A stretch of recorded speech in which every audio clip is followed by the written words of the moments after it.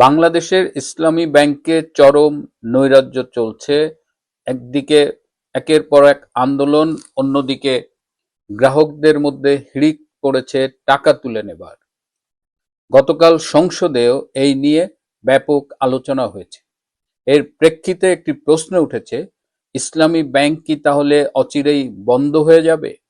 কোনো একটা গ্রুপ কি এই ব্যাংকটাকে বন্ধ করবার জন্য ষড়যন্ত্র করছে?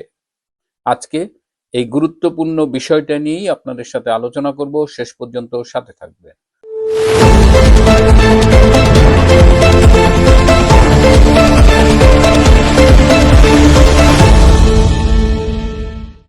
1983 সালে এই ইসলামী ব্যাংক প্রতিষ্ঠিত হয়েছিল এবং তখন জামাত ইসলাম সহ আরো কিছু ইসলামিক দল এই ব্যাংকটি প্রতিষ্ঠার সাথে জড়িত ছিল। সেই থেকেই বাঙালি যে ধর্মভীরু বাঙালিরা অনেকে ইসলামী ব্যাংকে টাকা রাখতেন এবং এখানে টাকা রাখা নাকি হালাল, এবং ধর্মীয় লেবাসে তারা এই ব্যাংকটি পরিচালনা করতেন। কিন্তু গত কয়েকদিন ধরে এই ব্যাংককে কেন্দ্র করে ব্যাপক আলোচনা সমালোচনা শুরু হয়েছে এবং যার আমরা রিফ্লেকশন দেখলাম গতকাল জাতীয় সংসদে। স্বরাষ্ট্রমন্ত্রী সালাউদ্দিন আহমেদ ব্যাপক বক্তৃতা দিয়েছেন, অর্থমন্ত্রী কথা বলেছেন, বিরোধী দলের নেতা কথা বলেছেন। তো এইখান থেকে খুব গুরুত্বপূর্ণ অনেক বিষয় উঠে এসেছে। আমি আপনাদের প্রথমে একটু সালাউদ্দিন আহমেদ সাহেবের বক্তৃতার চুম্বক অংশটুকু শোনাবো। নাবিল গ্রুপকে 700 কোটি টাকা এলসির এগেনস্টে লোন দেওয়া হয়েছে, পরে এই মালামাল বিক্রি করে ব্যাংকে টাকা ফেরত দেওয়া হয়নি। দুষ্ট লোকেরা বলে সেটা কোনো এক দলের নির্বাচনে তহবিলে লেগেছে, এবং তারা একটা টিভি চ্যানেল প্রতিষ্ঠা করেছে এবং সেই টিভি চ্যানেলটা কোন পক্ষে খেলছে সেটা আমরা জানি। তার ব্যাংক লায়াবিলিটি হচ্ছে 16,000 কোটি টাকা। তার বিরুদ্ধে তদন্ত কেন হচ্ছে না? সেই জন্য তদন্ত হবে মাননীয় স্পিকার। এখন লান্তাবোর গ্রুপকে হেড অফিসের অ্যাপ্রুভেল ছাড়া নির্বাচনের আগে 40 কোটি টাকা লোন দেওয়া হয়েছে, যার কোনো সদুত্তর নাই। এগুলো তদন্ত হবে মাননীয় স্পিকার।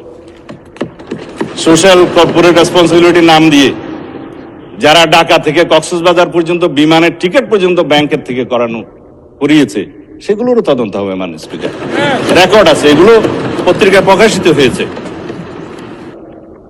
এগুলো তদন্ত হবে। এই তকবির দিয়ে ব্যাংক দখল করার পর যাদেরকে চক্রচ্যুত করা হয়েছে তাদের সংখ্যা হচ্ছে 9,000। অন্যায্যভাবে কোনো আইন কানুন না দেখিয়ে তাদেরকে নিয়ম বহির্ভূতভাবে চাকরিচ্যুত করা হয়েছে। তারা প্রায় সময় ডেমনস্ট্রেশন করে রাস্তায়, আপনারা দেখতে পারেন পত্রিকায়। শুধু তাই না, 6,000 নতুন নিয়োগ দেওয়া হয়েছে। তাদের সবাই একটি রাজনৈতিক মতাবলম্বী লোক এবং তাদেরকে কনফার্ম করা হয়েছে 50%, আর 50% করার তালে আছে, তদন্ত হলে আর পারবে না। 13,000 প্রমোশন দেওয়া হয়েছে, যারা যেই ক্যাটাগরি থেকে প্রমোশন পেয়ে যে ক্যাটাগরিতে যাওয়ার কথা না, 2টা-3টা করে প্রমোশন দেওয়া হয়েছে। এই অনিয়মগুলো তো হয়েছে মাননীয় স্পিকার, ইসলামের নামেই তো হয়েছে বলে মনে হয়। তো সুতরাং এগুলো তদন্ত হলে হয়তোবা আমাদের কারো নাম ওখানে চলে আসতে পারে। ঘটনার শুরু একদম শেষ পর্যায়ে যে 24শে মে বাংলাদেশ ব্যাংক থেকে জনাব খুরশিদ আলমকে চেয়ারম্যান হিসেবে ইসলামী ব্যাংকে নিয়োগ দেওয়া হচ্ছে। এই খুরশিদ আলম আগে বাংলাদেশ ব্যাংকের ডেপুটি গভর্নর ছিলেন। তো খুরশিদ আলমকে ইসলামী ব্যাংকের চেয়ারম্যান হিসেবে নিয়োগ দেওয়ার পরে এই সচেতন গ্রাহক ফোরাম নামের একটা গ্রাহকের গ্রুপ, তারা 1 জুন থেকে ব্যাপক আন্দোলন গড়ে তোলে। তারা এই খুরশিদ আলমের পদায়নের বিরোধিতা করে এবং তাদের যে সদ্য চলে যাওয়া যে এমডি ওমর ফারুক খান, তার পুনর্বহালের দাবি জানান। এই সচেতন গ্রাহক ফোরাম কারা? বলা হচ্ছে যে এরা জামাতে ইসলামের পৃষ্ঠপোষকতা ধন্য একটা গ্রুপ। এরা বেসিক্যালি জামাতেরই লোকজন আর কি।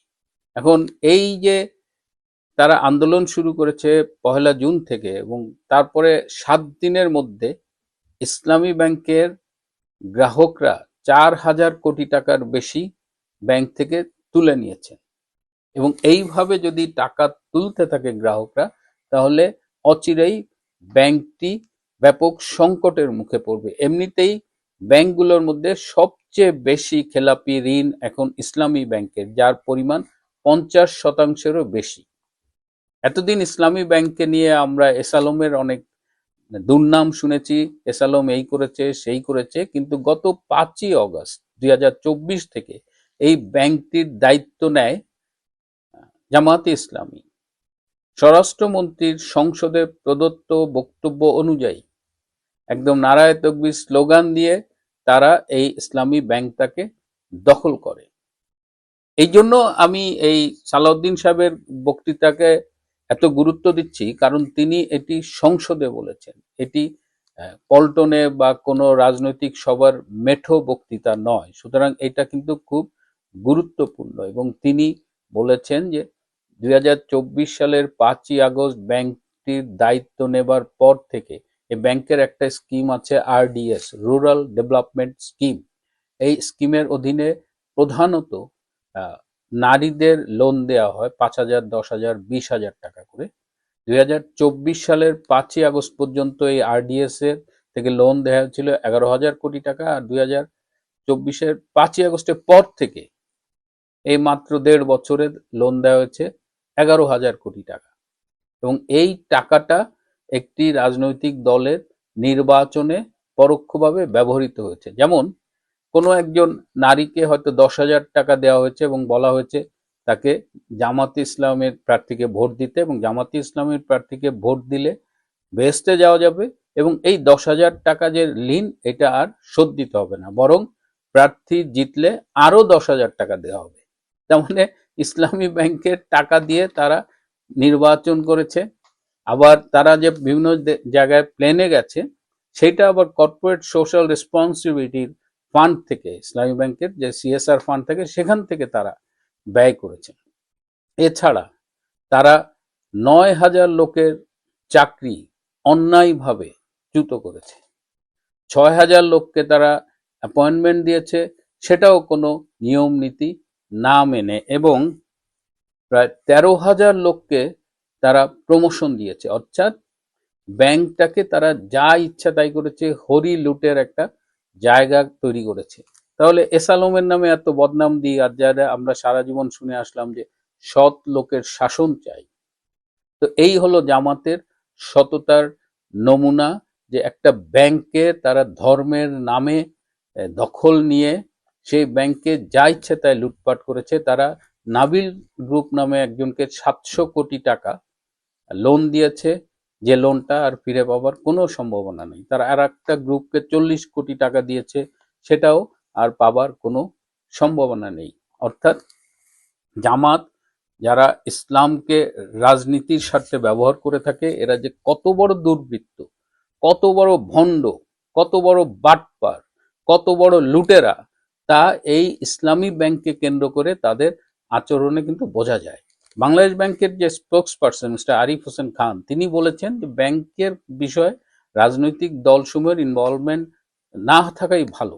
কিন্তু জামাতে ইসলাম যেভাবে ওপেনলি ইসলামী ব্যাংকের পক্ষে কথা বলছে, তাতে বিষয়টা ভীষণ দৃষ্টিকটু নয়, বরং তাদের বলা যায় যে এক ধরনের লুটপাটের যে ভান্ডার, সেইখানে টান পড়েছে, যে কারণে তারা আর রাগঢাক করেনি, তারা একদম ওপেনলি এই ব্যাংকের পক্ষে কথা বলছে। যেটা কিন্তু, এবং বিরোধী দলীয় নেতা যিনি ডক্টর শফিক, তিনি বলেছেন যে তাদের বিরুদ্ধে যে অভিযোগ, ইসলামী ব্যাংকে কেন্দ্র করে যে অভিযোগগুলো, সেগুলো যদি প্রমাণ করা যায় তাকে তিনি মেডেল দেবেন।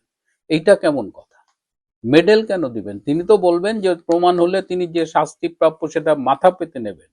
এটা কি খেলা নাকি? চুরি করবেন, লুটপাট করবেন, সেটা ধরায় দিলে আবার মেডেল দেবেন? মানে কি রকমের ভণ্ড! এবং সারা দেশে কিন্তু এখন আমি এই পত্রিকায় পড়ার পরে আমি ব্যক্তিগতভাবেও কিন্তু অনেকের সাথে যোগাযোগ করার চেষ্টা করেছি, যে পরিচিত অনেক ইসলামী ব্যাংকের গ্রাহক ছিল এবং সবাই টাকা তুলে নিচ্ছে, এবং আমিও মানে পরিচিতদের অনেকেই বলেছি একটু সতর্ক থাকতে।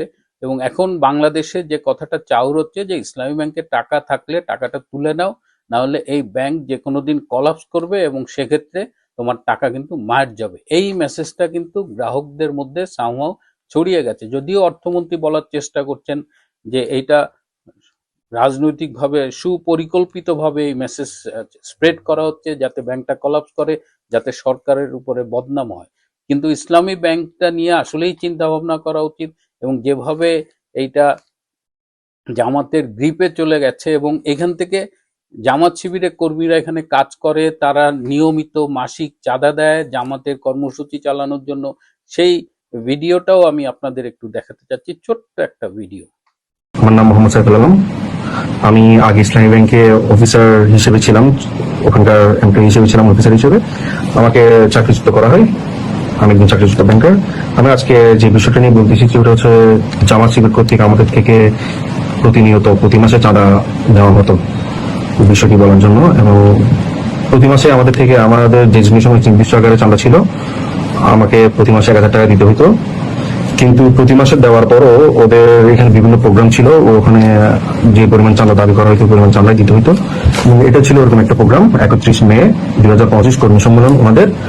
এখানে ওনারা আমার ডেজিগনেশন অনুযায়ী আমার থেকে 5,000 টাকা চাঁদা দাবি করেছিল, এবং আমি পরবর্তীতে এটা দিতে রাজি হই নাই এবং আমি প্রতিবাদ করেছিলাম এই চাঁদার বিষয়ে। পরে যখন আমার বিভিন্ন কলিগ এসে আমাকে বললো চাঁদাটা দিয়ে দেন, না হলে ওনারা হয়তো আপনাকে ট্রান্সফার দিয়ে দিতে পারে, পরে আমি বাধ্য হয়ে চাঁদাটা দিয়ে দিই। এবং পরবর্তীতে এরপরে এটা হচ্ছে 31 মে 2025 যে ওনারা প্রোগ্রামটা করেছিল ওটা চাঁদা। তারপরে আমাকে ট্রান্সফার করা হয় হোসেনপুর শাখায় 19 আগস্ট 2025 আমার ট্রান্সফার অর্ডার আসে এবং আমি ওখানে জয়েন করি 7 সেপ্টেম্বর। এবং এরপরে হচ্ছে আমাকে ওই টার্মিনেশন করা হয় হোসেনপুর শাখা থেকে 1 মাস পরে 9 অক্টোবর 2025 এটা হচ্ছে আমার টার্মিনেশন লেটার, আমাকে টার্মিনেশন করা হয়। এটা হচ্ছে আমার টার্মিনেশন লেটার।